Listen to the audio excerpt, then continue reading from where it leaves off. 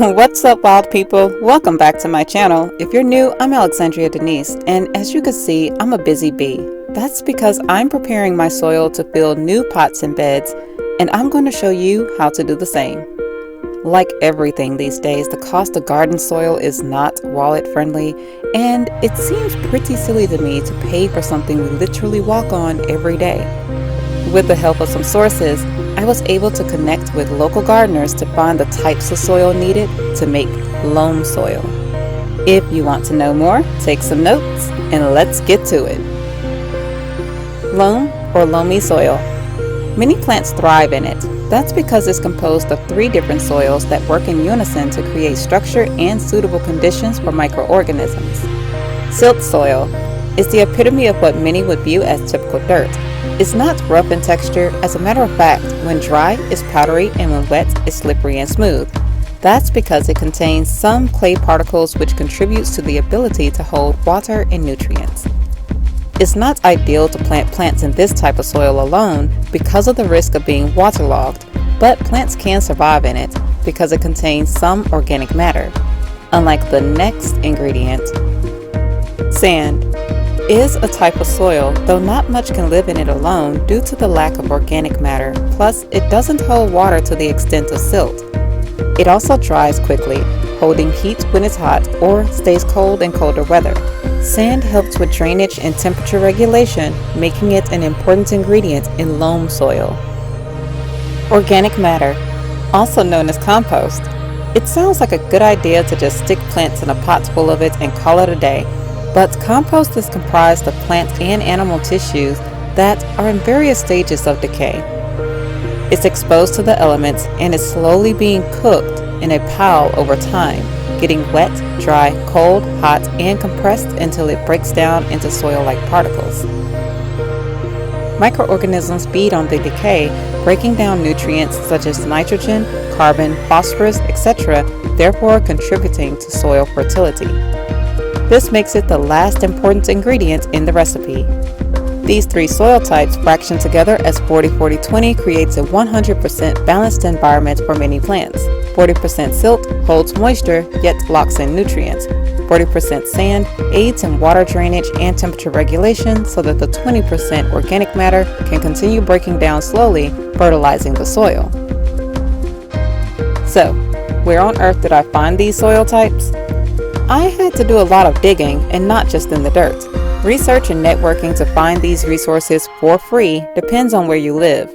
I encourage you to join the True Nature Facebook group or other gardening groups.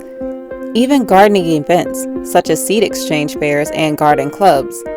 These can put you in contact with local gardeners for some fertile secrets in your community.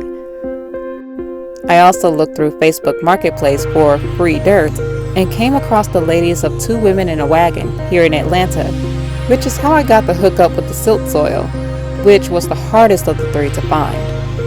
They're also dedicated to teaching people how to grow edibles on their own land, so sincere thanks to you ladies. And don't neglect government sources. Many cities and counties have recycling and composting facilities that allow residents to dump lawn trimmings, tree branches, and other natural matter. Even pick up compost for little to no charge. Every place is going to have their rules. Free compost was a challenge to locate where I live, but the hunter in me finally tracked down what is now my go-to spot. As for the sand, in Georgia, the majority of the soil around here is what's called ultisols, also known as red clay. It's one of the 12 soil types found in the U.S., mainly in humid and tropical regions like Zone 8A. Red clay is clay, but a layer of it is composed of sand, and I just had to filter it out. I also collected some from around riverbanks just to mix it in. Obviously, sand was the easiest to find, and I just had to ask some guys at a construction site if I could scoop some up. That brings me to my next point. It may cost you little to nothing, but you do want to be mindful of where you source your dirt, or there could be a price to pay in the end. Contaminants in the soil, whether poisons or chemicals from somebody's yard, oil runoff from a construction site, etc., that could affect your garden and you in the long run. If it doesn't look, smell, or feel right, don't take it. Use your best judgment. Also, ask permission where needed. and make sure it's legal to do. Usually when things are free, it may not come ready-made. You may need to put in some elbow grease to get it to your liking. So, I'm filtering out unwanted pieces and debris using an old air fryer basket. This was labor intensive, but so satisfying as it allowed for further examination of the soil. Yes, I went through all 11 bags and a cooler full of compost. Some pieces were just clumps of the dirt itself and some were rocks, but if it couldn't fit through the basket, then I just used it to fill in a few patchy spots around the yard. It was also great seeing worms in the dirt. They can be sensitive to the conditions in which they live, so this gives me a good idea of the soil's health. I did this exact process with the compost and sand. It took me about 2 days to complete, but that's because of the amount I had and I took breaks. It might take you less depending on your situation or if you even have to do this process. In the end, you'll be left with pure, fine soil from each source.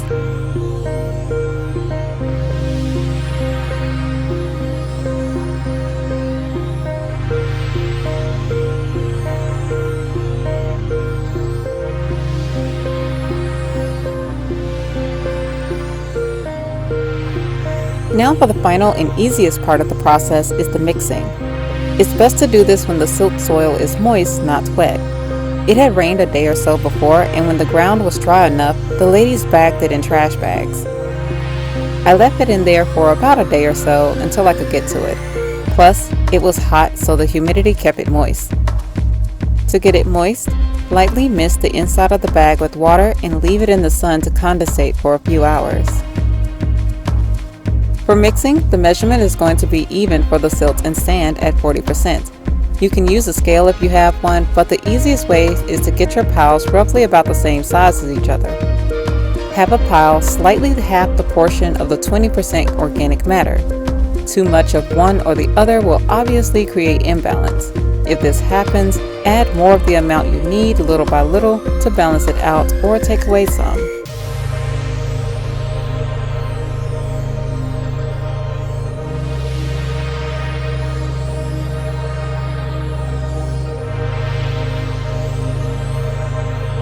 Now for the test. Grab a palmful and squeeze. If it doesn't stick, you have too much sand. Add a little more silt. If instead it holds together and doesn't easily crumble when you poke at it, you have too much silt. Add sand. Keep working the soil until it's able to hold together but crumbles when you lightly touch it. Now you have loamy soil. Beforehand, I had some leftover soil conditioner and black cow manure from a while back, so I just went ahead and used it in the mix. Plus, I was planting some plants that were new and they're heavy feeders. You can absolutely add different organic fertilizers such as worm castings and manure, especially if what you're planting performs well in pre-fertile soil. If you harvested value from this video, leave it a green thumbs up so it can branch out and reach more people. Subscribe to the tribe and turn on notifications so you don't miss any new updates. Forage for more videos that may pique your interest on my channel and connect with me on other platforms in the description below. Feel free to leave a donation via Cash App, The Electric Lion. Until next time, dig your roots deep and grow beyond your haters' reach. Or just stay wild and live free. Bye.